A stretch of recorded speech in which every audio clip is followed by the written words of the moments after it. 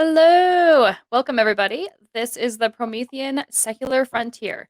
I am Laura McGee, and I have the honor and distinct privilege of being joined today by BADR, who is the author of a new book called I'm Ex-Imam.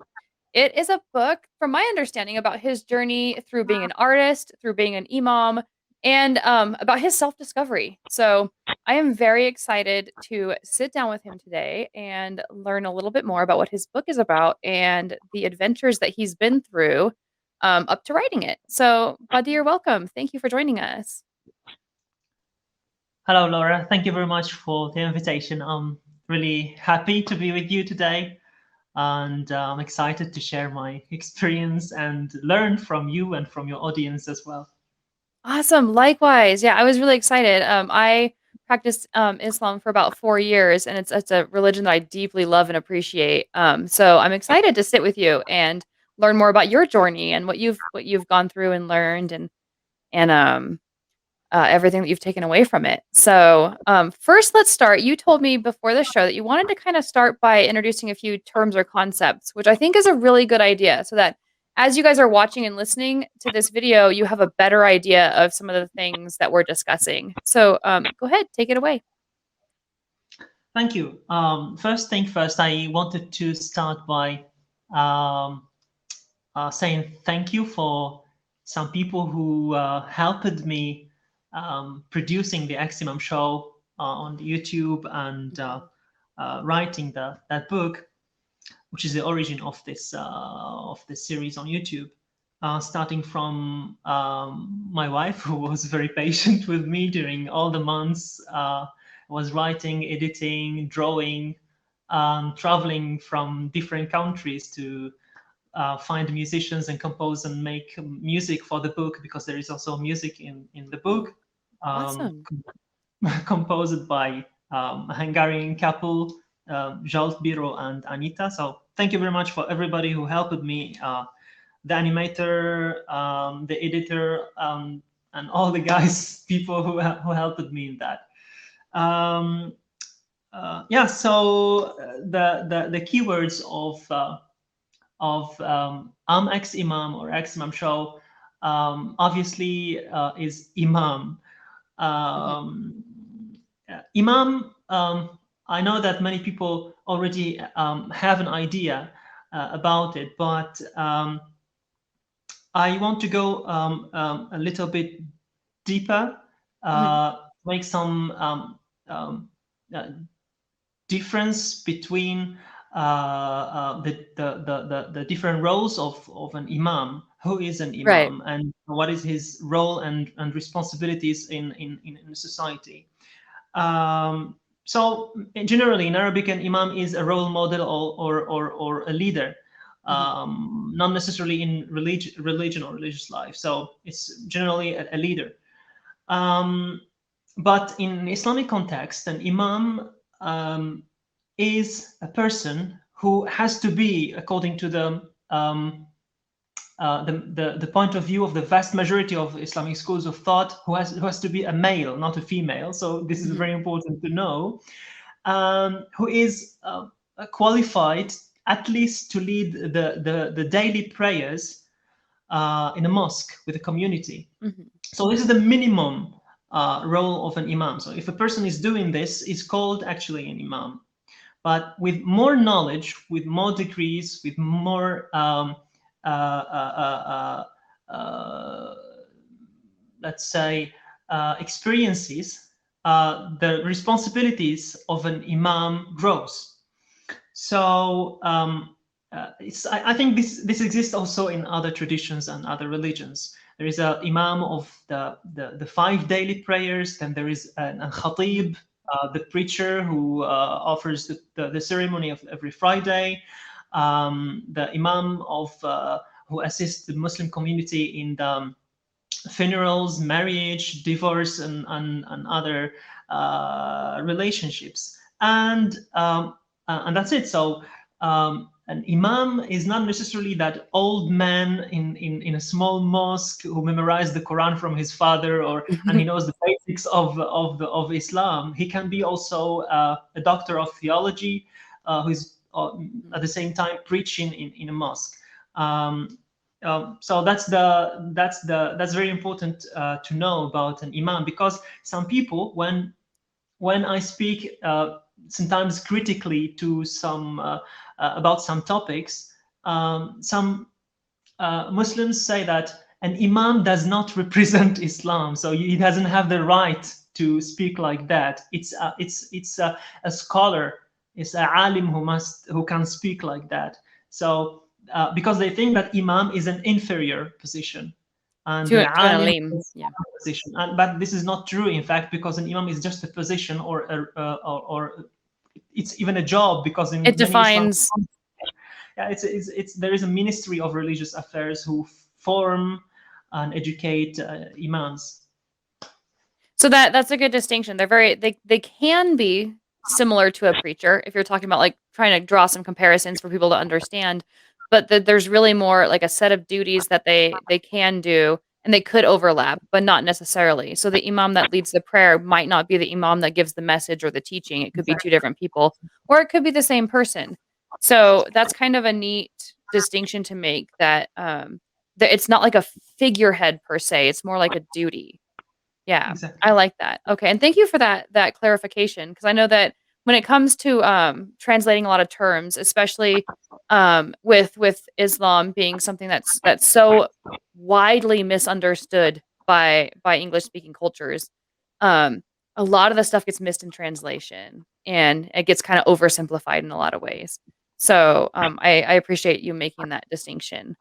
Um, so Maybe let's I add something here before you come in, next question. yeah. Maybe people want to apply these definitions on my experience, just what kind of imam I was. If I was speaking about these differences between the Mhm, different kinds of levels of imam, I have been through all the categories or levels of imam, starting from a simple small reciter who leads the 5 daily prayers and the night mhm, prayers of Ramadan, then a khatib, then a supervisor of a religious studies chair in my city. Then I hosted even TV shows, religious TV shows. So I went through all the levels of an imam. So when I say I was an imam, I you mean fulfilled the all those duties. yes, yes. Oh, that's awesome. That's a good distinction to make. Thank you. Yeah. So let's go back and jump sort of back to the beginning, and like let's start at the very beginning. So in your book, like you say, from artist to imam. So let's start with the artist side. Tell me about that. Like how did you get into art? What was your interest in it? Let's start with that for a moment. Art is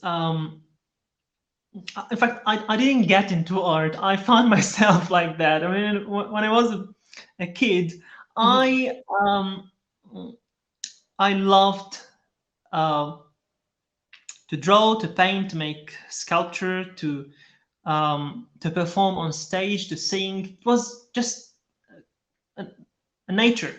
like a I have passion, sort of. Yeah. yes. I didn't study art. Um, but luckily I got many opportunities to perform on stage, to have my own exhibitions of my paintings, of my sculptures. So all the family considered me the little star of the family. I got artist, and in the future he's certainly going to be artist. We don't know which art he will choose, but he will be an artist. And You were sort of like suddenly, the creative kid in the family. yes, that's Yeah. exactly.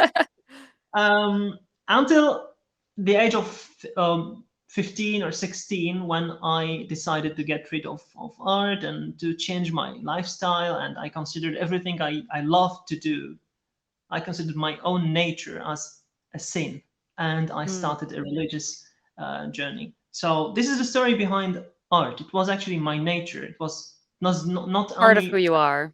yes, exactly, Yeah. exactly. Yeah. So, it sounds like you did a lot of different types of art then. It wasn't just like, "Oh, I was a painter or I was a sculptor." It sounds like you were kind of into all of it, like from drawing on with a piece of paper and a pencil up to, like, acting and stuff like that is what it sounds like. Is that right? Yes, I actually, that's what when I took this decision to go back to myself and to Mhm. be the artist instead of the imam, that's what I've been doing. After finishing the writing of my book, I started drawing uh, the events and the different chapters of the book, and Oh. then I created with the help of my friends who are musicians, because I'm not a musician. I sing, I'm vocalist, because an imam must know the maqams or the modes, and they Mhm. are the same oriental singing, and you learn the same scales to Right. recite the Because Quran. you recite the Quran in front of the Yeah, people. Yeah. exactly, Yeah. exactly. That's So awesome. writing a text, then drawing the scenes, then composing a music for every chapter, then sending them to an animator who created a Wow. series. So that's it. I like this fact that I was part of every Facet of of it, every part. arts, and this is really, really, really nice. Yeah. That's awesome. That's very cool. So then you said something that kinda interested me, and I wanna go back to it, but you said when you hit teenagerhood that, you kinda saw who you were as being sinful. And, like, I remember going through a very similar stage in my late teens, early 20s, where a lot of my spirituality or religiosity was centered around, "How do I change my behaviors to become a better person?" Like, that sense of sinfulness or inherent badness. So what was that like for you? Like, when you just determined that this artistic side to you is sinful, where did that come from? I don't come from a religious family or from a religious society. And it's very important to make a difference between religious and conservative, Mhm. because most of the Muslims are conservative but not religious.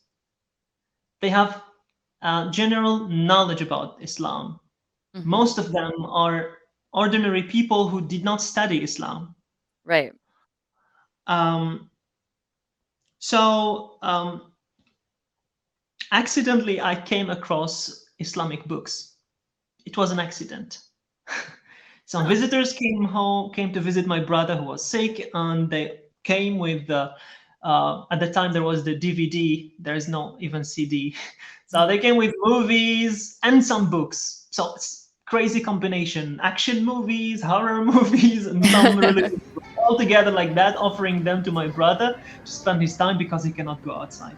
Oh, okay. And I didn't have my private room where I can watch the movies, so I picked up the books and I started reading religious books, which says that drawing is haram or prohibited, making sculpture is a major sin, music is a major sin, and so on and so on. So yeah, Oh, that's and how I got. I just wanted to stop you right there because I know there's a lot of confusion between, like, people who don't know a lot about Islam and what Islam actually teaches. So when you say hadiths, that means it's not in the actual Quran, it's the recorded teachings of of Prophet Muhammad. Um So So and not I'm all of them. I just wanted to clarify more for the audience, and maybe you can clarify even further. Um, not all hadiths are authentic hadiths. There are hadiths that are circulated around that are they're inauthentic, and scholars do their best. Islamic scholars do their best to weed out what ones are most likely authentic and which ones are not. But I did want to draw that distinction that when you say hadith, that it's not something actually written in the Quran. It's something that is recorded as something that Prophet Muhammad said, peace be upon him. Is that so? Is exactly, that a good distinction to make? yeah, exactly. Yeah. Um, so so that's it. I was reading from those books at the age of 15 or 16. You don't have enough tools to distinguish or to analyze or to think critically about what you are reading. Mhm. So I went through the books more emotionally. Like I felt that I'm guilty, I'm doing Mhm. sinful things. So um, I became more and more curious about the topic. So I borrowed more books, Mhm. and yeah. I decided to tear up my paintings, my drawings, and destroy all my sculptures and give up everything related to art. Um, and decided to make what we call in Islamic tradition tawbah, or repentance. Hmm. So I repented to God from doing art, and that's it. And What was that transition like for you? Was it liberating? Was it sad? Was it a little both? Like what feelings did you experience going from being an artist to kind of shunning your art? well, when I look at it now, uh, I love the feeling of them, that I was sincere when I was doing it. Like when I Yeah. was really sad, I was sad but happy that I'm turning to the true path, or see, I'm going to the right path. Mhm. So, and I was sincere. I believe it really that that was true, and these things are sinful, and they must. So, uh, yeah, it was I think everybody, not only someone who lives art, everybody who experiences a religious turning point in his life, he will Mhm. experience the same feeling. He will be happy and sad at the same time. Sad because of he wasted time and he was not in the right path, and Right. happy because he is aware now and he got the right path. Yeah. Yeah, and maybe it's some sadness of the letting go process, letting go of a part of yourself that you value, but then you're doing it in a way that you think is bringing more overall value to your life, like putting you on the right path. Yeah. So I kind of get that. It's like a blend, like a bittersweet sort of transition. Um, Exactly. but it sounds like something that you did with sort of like it sounds like you almost did it like with an excitement. Like, yes, I'm going from doing something that I perceive as being sinful or wrong to doing what I perceive as being right. So there's this sort of excitement or pleasure in it. And Um, high motivation. Yes. yeah, yeah, awesome. So then once you transitioned out of art and you kind of let that side go, what was next for you? What happened in your journey next? Um, from after being the creative little boy of the family, I became the religious person of the family. At the age of 16, being religious is a phenomenon in my family and the neighborhood and my city. And I started learning religion by my own effort, like borrowing books, going to mosques, and trying to learn by myself. Because I was still at school, I cannot Hmm. join any like publicly or openly a religious community to study. Oh, I got So you. yeah, so I started doing learning, reading, watching. At the time, it was kind of fashion. Like there was the Islamic media everywhere in all houses. There is Islamic channels. So I Hmm. spend more time in front of TV listening to fatwa and what the scholars of Islam says about this and that, and writes everything they say. Um, yeah, so that's what came next. Then in 2007, I started a regular Islamic education. So I joined the Islamic University, got my Oh, okay. bachelor degree in Islamic studies. Then I started Oh, traveling in the Islamic world, Mauritania, Morocco, Tunisia, Turkey, oh, until I nice. got PhD in Islamic studies. And Wow, that's amazing. That's really fantastic. So you put a lot of experiences under your belt in a very short period of time, didn't you? so yeah, that Yeah. was the next step. And Yeah. um, meanwhile, I was studying, and at the same time, the society, once you are distinguished or referred to as a religious and knowledgeable about Mhm. Islam, so people will press you to lead their prayers. Encourage They you, come yeah. to ask you about religion. Is this haram? Is Mhm. that permissible? Is this can I? Oh, can my hair be not covered from this part? Can I use henna here? Can I don't know? Can I get married to this guy? Can so this role You grows in become the kind of an society until expert, you huh? find yourself in the front of your community in the mosque leading the prayer. and slowly people come from calling you brother, they will call you sheikh, then Hmm. imam, And so and that's explain to the audience the word sheikh and what it means, because I think that's another one that's misunderstood. um, linguistically, sheikh refers to an old man. This is in Hmm. Arabic. Sheikh means someone who is old. Um, and in an Islamic context, it refers to a religious leader also. Hmm. So um,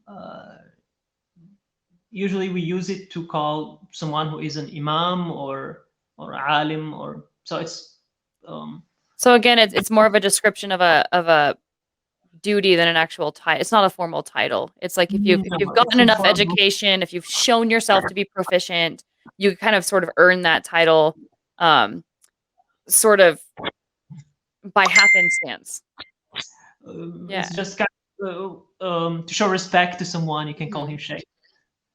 I like that. Yeah, it's good to make those distinctions because it's not something that you like put in a job application for or went to go do. It was more like something that as you're studying and as you're learning and becoming more educated in Islam and in Islamic culture and history, it's something that sort of gets applied to you after so much time, right? And it's sort of it's sort of based on public perception. Like once you become seen by the community as somebody who has this sort of level of expertise, it gets sort of applied to you. And I think that's really important to a distinction to make, like, and I think it's great. I think that we do that in many cultures where it's like that's the person to go to for the knowledge on that, right? But you in Islamic culture, they happen to have titles for it, and Sheikh is just was one of them, and Imam is one of them. Um, I, I agree. I mean, I like yeah. this using these titles to make the difference between people. But what happens in our time Hmm. in many Muslim communities is a big mess. I mean, everybody is a sheikh, everybody is an imam, everybody, especially in the West. Hmm. I spent a couple of years in France, and I used to be with Muslim communities, and everybody who looks like a religious man is called a sheikh, an imam, and So so it gets a little nobody too is religious informal. different. So it's Yeah. yeah, it's tricky. Everybody who looks like religious, you can people go and ask him. You know, Well, and that goes back to I wanted to go back a little bit when you said earlier about conservative Muslims and then religious Muslims, because in Western culture, like when we talk about, say, Christianity, the two are synonymous. When you say a conservative Christian, you're talking about a very religious Christian. And so I just wanted to go back and draw that distinction out a little further. When you say like a religious Muslim, you're talking about somebody who studies the text and asks the questions and goes to the schools. But when you're talking about a conservative Muslim, from my understanding, you're talking about just that everyday person who has a religion and has their practices, but they don't necessarily study and know very well, um, like the yes, different I would like nuances. to use I would like to use the two terms in these two Yeah. different.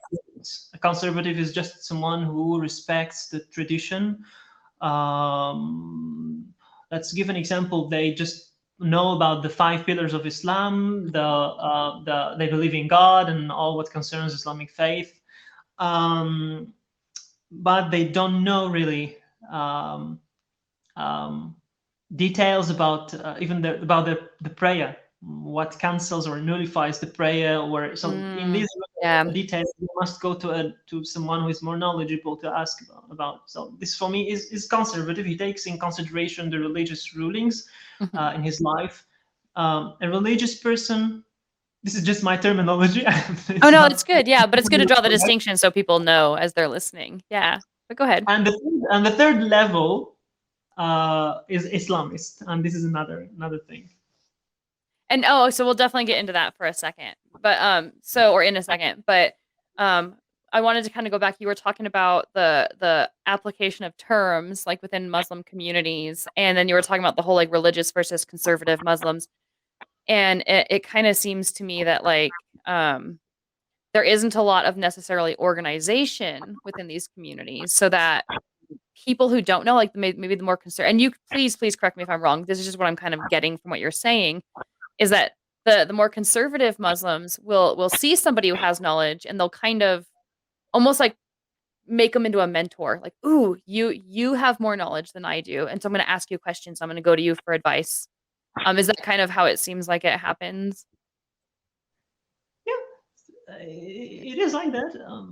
Conservative will rely on a religious because he's more righteous or pious or Mhm. knowledgeable in Islam. Or He's more, well read or more studied.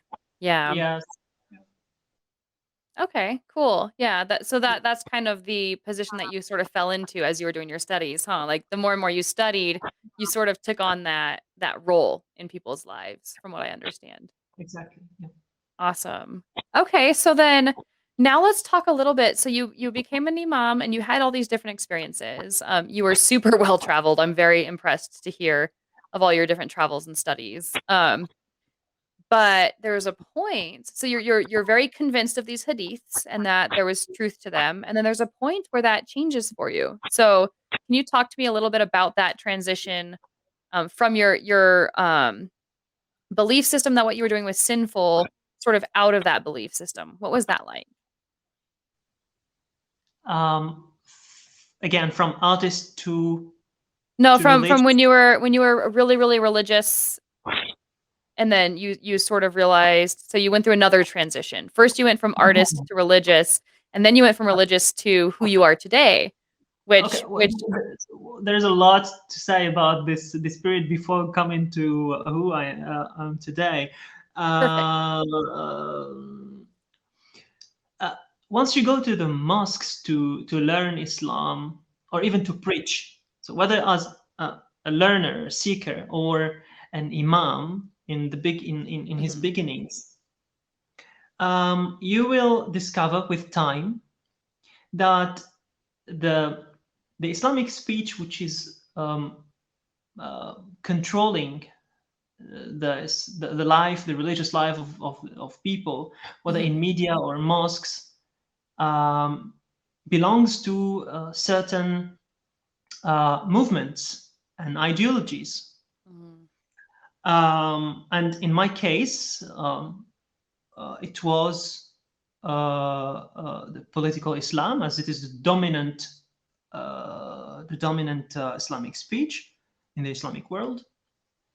Contrary to what some people think, that it is a minority, me, I think it mhm. is a majority. And when I say political Islam, I mean Muslim Brotherhood with all its branches, with the Salafism with all its branches. Yeah, so you're talking Um, about the governing side of things too, not just the personal religion, but how it governs a population. exactly, yeah. Yeah. So um, I found myself part of this circle of this system because you Mhm. cannot just be you cannot be a preacher. You can be a simple Muslim and you do not know behind the scene who is producing this speech, who is indoctrinating, Right. who is Or where it's coming from, like the source of the information that they're exactly, giving. Right. exactly. Yeah. But so for me, I found out that I am part of this plot of this movement, Mhm. um, and in some periods of time, I enjoyed that my role in the community is growing. Oh, yeah. More responsibilities because um, you serve certain speech and more services, more responsibilities. um, and then with traveling, meeting more people, different cultures, um, I and also um, developing my knowledge as like everybody, we grow. Studying and reading. Yeah. So there are many, in fact, many. It's an accumulation of different elements, which led to that second crucial change. Um, so discovering the reality of this speech, um, and traveling. and going deeper with my studies. When I say traveling and meeting other cultures, before I traveled to the West, I traveled firstly I visited different Muslim communities, and Uh, what impressed me most was meeting the Sufi orders. oh, okay. So, yeah, that was, let's say, the first um, impression, or good impression about, oh, like there is completely a different world or different um, uh, way of interpreting the religion, which I use it to study and teach. Oh, there is another Yeah. option. So uh, it sounds to me like you're very open-minded and eager to seek knowledge, and so the more knowledge that you took in, it gave you different avenues to challenge your beliefs, right? That's kind of what it sounds like to me. Yeah, like you were exposed to new ideas or conflicting ideas. Yeah. thanks to my artistic background, I think I that's what I say. Yeah. I used to say that thanks to art that Mhm. I'm like that. I mean, I'm open because uh, someone who loves to draw, to paint, to see beauty and create beautiful things. It's hard to limit him by certain rules and systems. He wants always to go beyond the borders to see what's behind. And that's why I am very thankful. If I have to thank God for something, I would thank him For for, your for creativity. being for being an artist. So That is such a beautiful way to put it. Like you're talking about the curiosity and open-mindedness of the artist to see things not only the way that they are or the way that they appear to be, but also the way they could be or the way that they could potentially become, right? So that sort of yeah, curious and creative side melded well with your desire to seek knowledge. yes. Yeah. um, so um, the artistic nature pushed me um, to be more curious and um, to search more and to be open Mhm. for more options. And yes, so when I discovered that there is other possibilities Mhm. uh, to understand this religion in different way, uh, more in a symbolic way, because interpreting religion in a symbolic way um, meets um, I think it's more compatible with art. Symbolism Mhm. uh, and art are closer to each other. Yes. Um, Yeah, closely related. I cannot be an artist at the same time I believe in the jurisprudence, in the Islamic jurisprudence I was studying. It was my specialty. My PhD was about Islamic jurisprudence. And Islamic fiqh or jurisprudence Mhm. says that an artist is a craftsman. It doesn't give him any other privilege.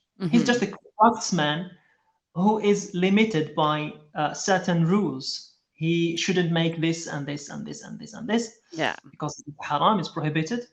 And if he is a musician, he must stop doing the music. He's making instruments of music or images Mhm. or sculptures is prohibited.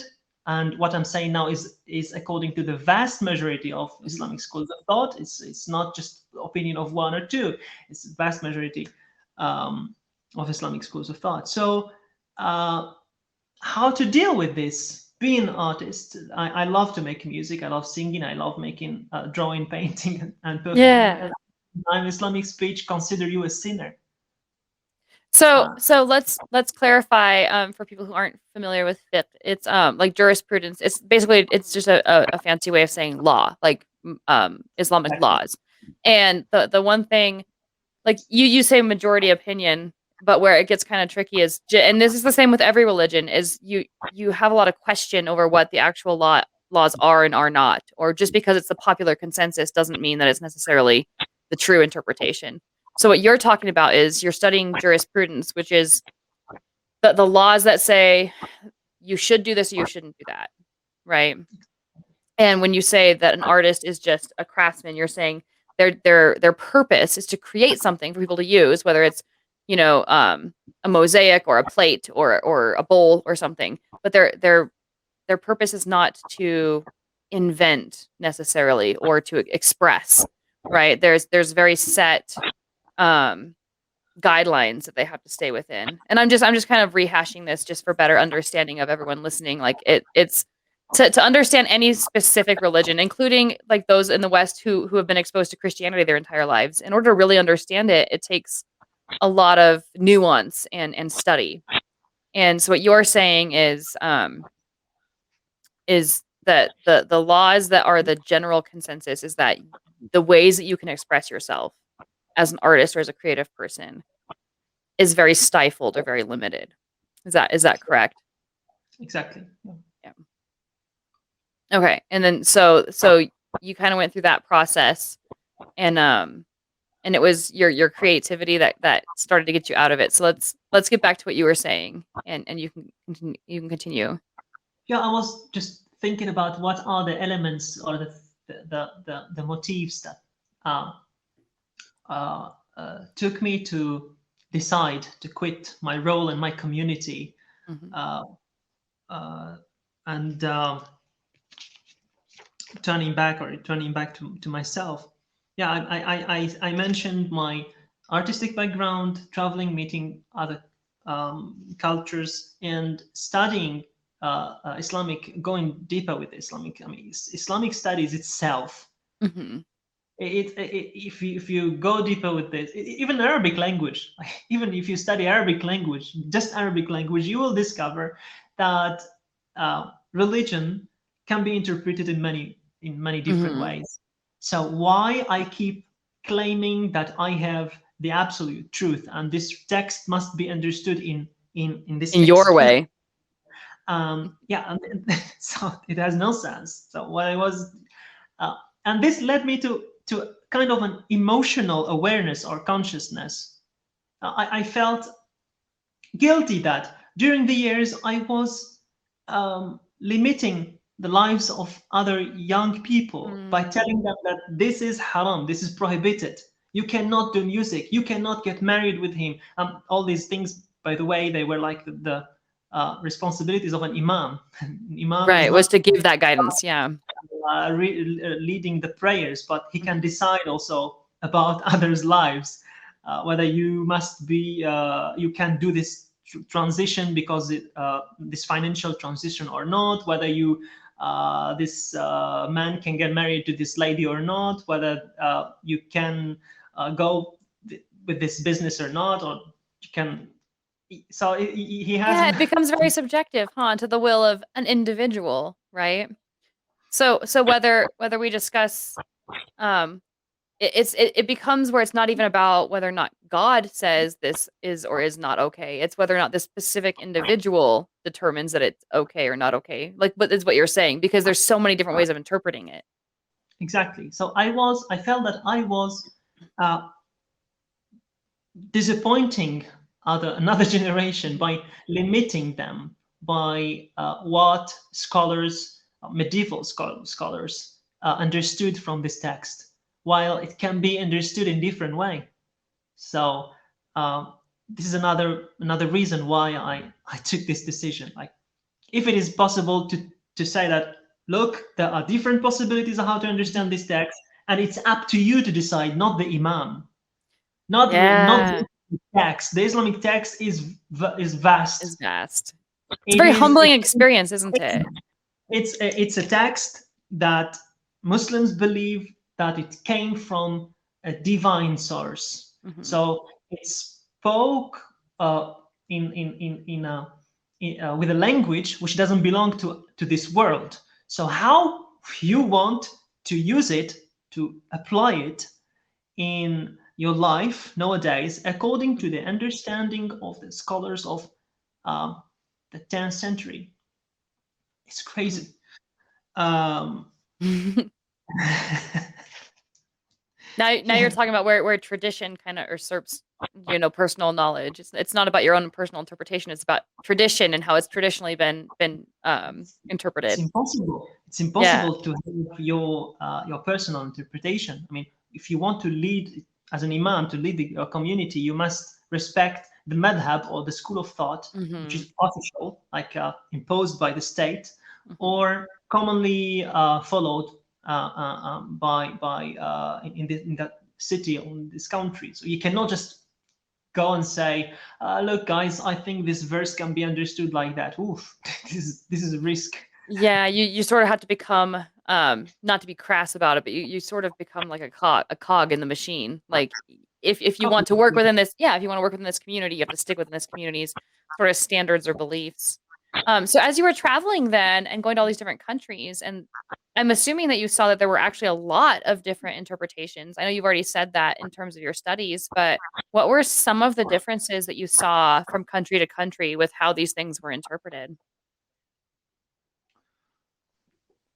Well, I think that the differences in the interpretation of the religious text are more visible theoretically. Mhm. When you study the history of Islamic schools of thought, you can see that more clearly than in Oh. our time, because most of the Islamic schools of thought, how to say it, extinct? Is it correct? So they've They been they've didn't- been sort of they've been sort of consolidated, huh? Like there was a lot of argument early on and a lot of conflict early on, but you're what you're saying, or what I hear you saying is that modern Muslim communities tend to be a little bit more uh it's like more universal now. Like there's a more universal school of global. thought. It was in fact uh,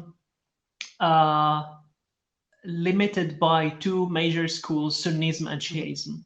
Mhm. Many of the beautiful interpretation, symbolic and esoteric approaches to Islam disappeared because Mhm. of the exclusivist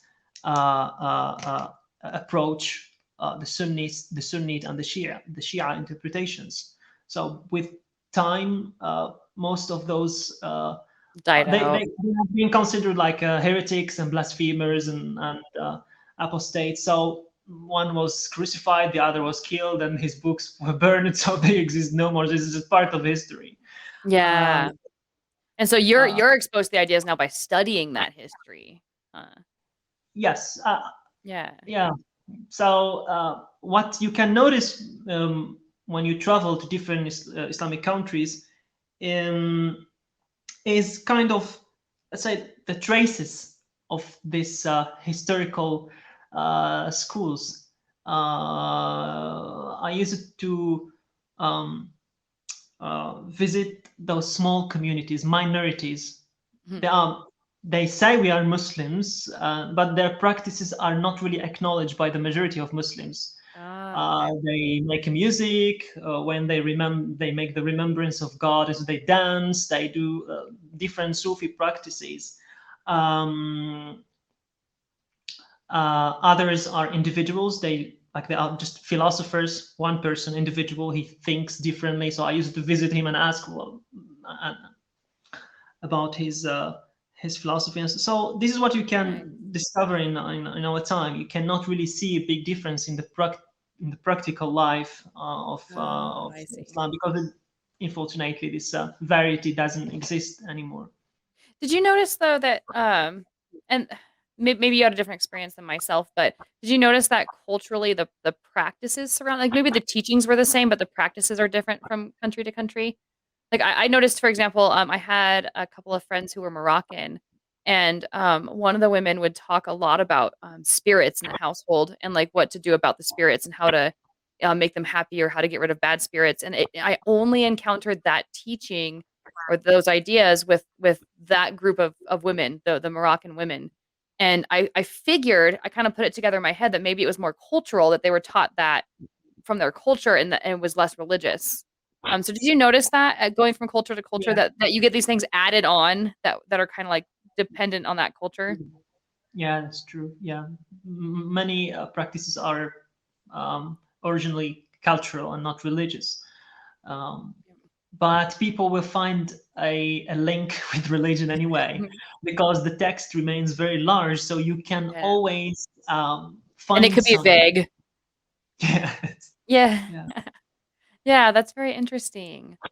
So one of the questions that one of the producers was asking was, and I wanted to get to it before we get too far along. What is it like for young boys growing up in Islam? Ooh. uh, And I think that's very cultural dependent too. I'm going to throw that out there. I think it really depends on which culture you're growing up in as well. yeah, you know, it's it's about luck. If you're lucky, you will get more freedom to choose about uh, your thoughts. Well, it's like what you were saying. You grew up in less of a religious household, so you had a lot more freedom. Like you had those abilities to pursue your art until you yourself decided that that was not okay. Yes, actually, I could do Yeah. most of the things which I wish to do Yeah. nowadays, but not as an imam, of course. I cannot be an imam and play guitar at the same time. I would be beheaded. But um,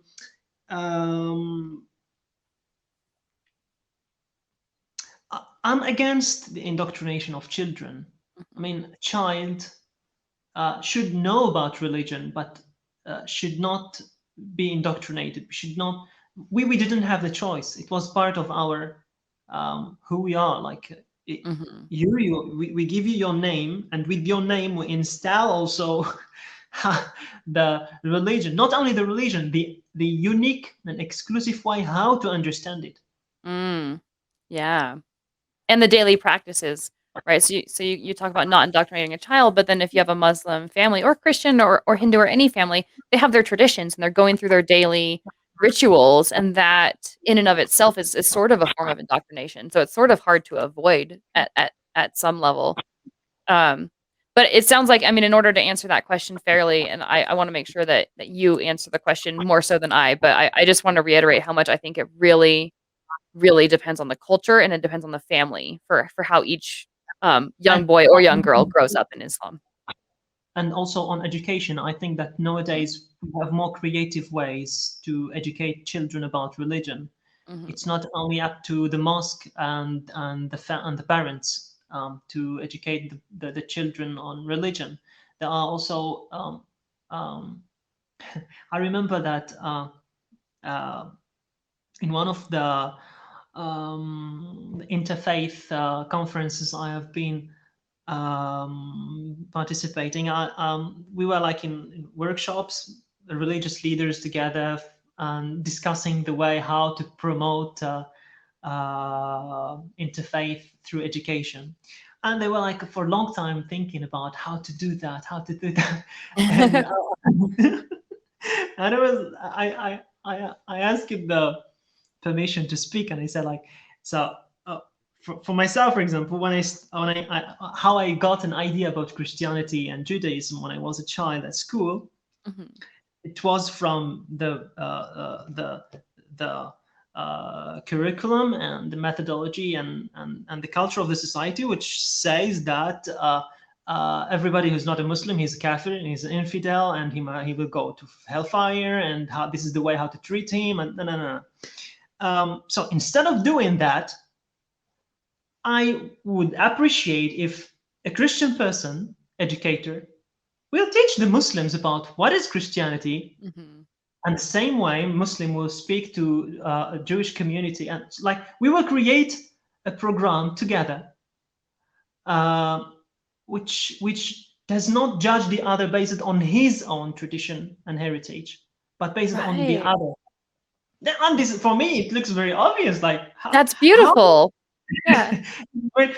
If you want me to teach the children about Christianity, I cannot go over my tradition. I will certainly tell them that this is what the Quran says, this is what the Hadith says, and this is the consensus of the Muslims through centuries, how they think about Christianity or any other tradition which is not Islamic. So if we want to change that, change the source. Yeah. I No, I don't like see. that. If you're gonna teach about a thing, teach it from that thing's perspective, or teach what it actually is, like, more objectively and less from your own Exactly. perspective. The other thing that I find interesting about that is that in the Quran, the Quran talks about how the Jewish and Christian traditions did come from prophets of God, right? And that the modern messages have been lost or messed up a little bit, but that they're still following in a tradition that like they're not automatically going to hell just because they're a Christian, for example, right?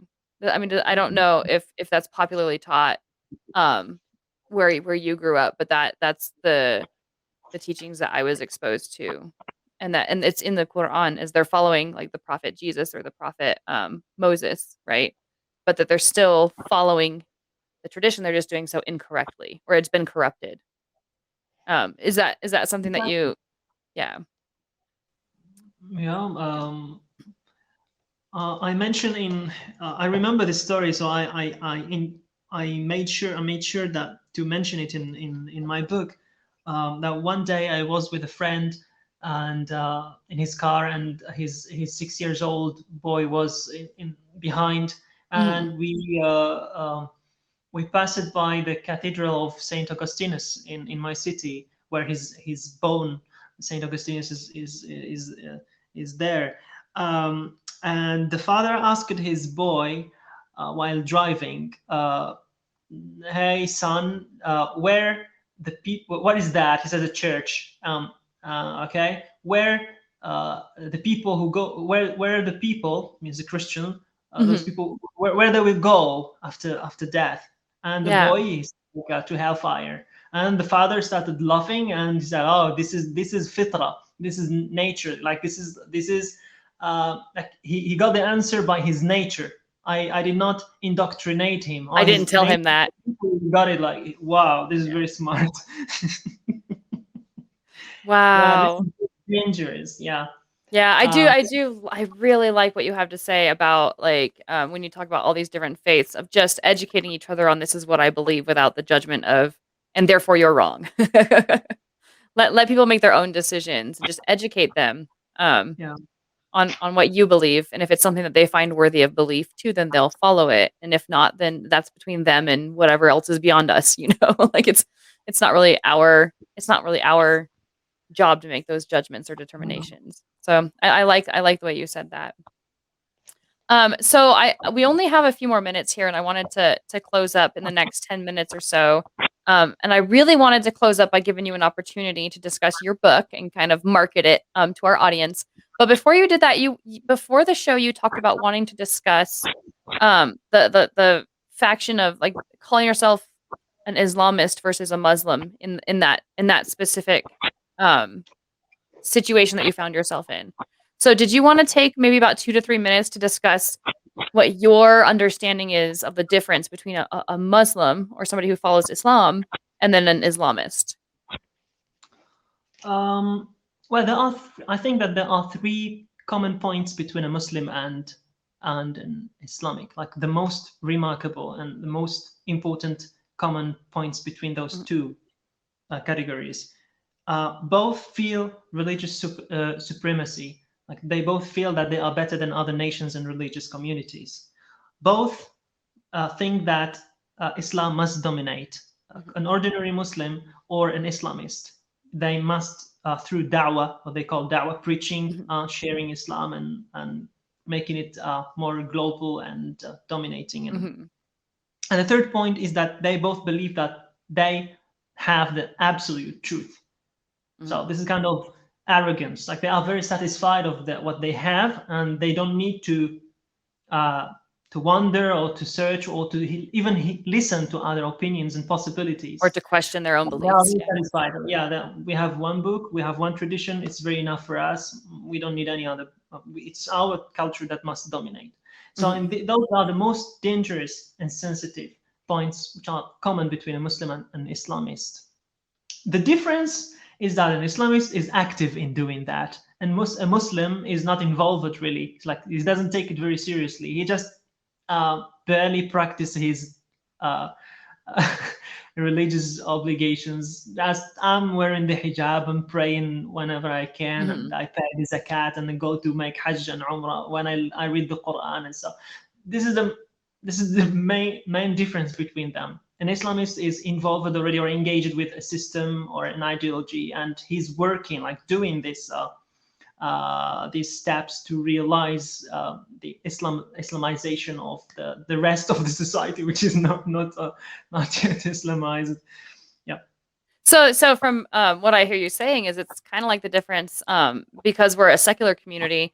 We talk about atheism a lot. It'd be the difference between like an atheist and then like an atheist activist, like someone like me who's out there having conversations with people and doing debates and like doing shows and sort of being out there on behalf of that ideology.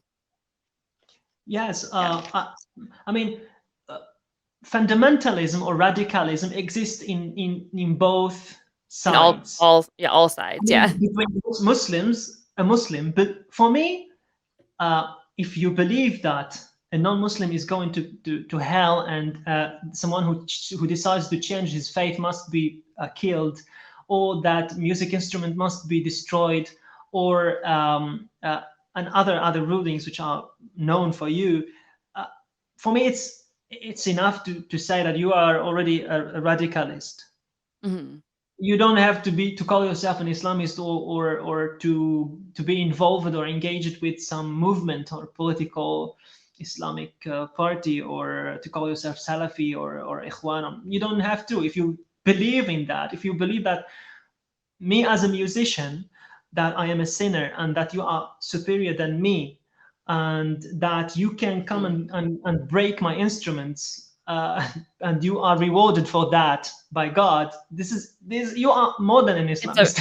It's a radicalized belief system, is what you're saying. Yeah, and you're right to make that distinction, that sometimes the belief doesn't have to be accompanied by an action to be radicalized. Yeah, exactly. Awesome. Well, we have about 4 minutes left. So why don't you take this time and give it your best shot. Tell us about your book. Tell us where we can find it. I'm sure that they'll be putting links in the description. So definitely if you're interested in his book, take a look out for it and give it a read. But so Badir, why don't you take a moment and tell us about your book? Well, here is the book if you want to see it. I think that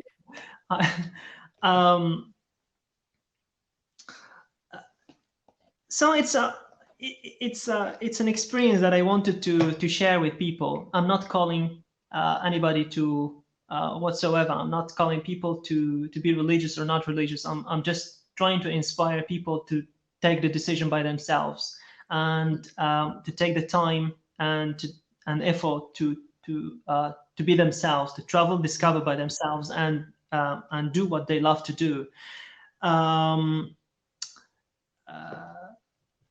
Maybe one of the main reasons which inspired me to write this book, which I didn't mention in this conversation, is when I heard the German president in one of the assemblies of interreligious dialogue in Germany, in front of almost 900 religious leaders, he surprised us and he quoted "Imagine" of John Lennon, which is for some people is the anthem of atheism, when it says "and no religion too."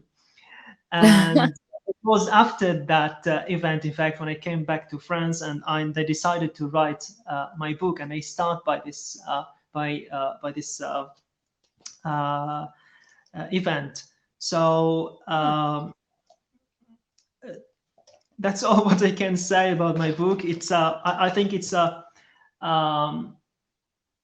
it can help you to know more about the making of radicalism, the roots of radicalism. You cannot see as an ordinary person, and how radicalism is really close to us. Like the production of this ideology is very is very close to us. It's not really far as some media and some people think about it.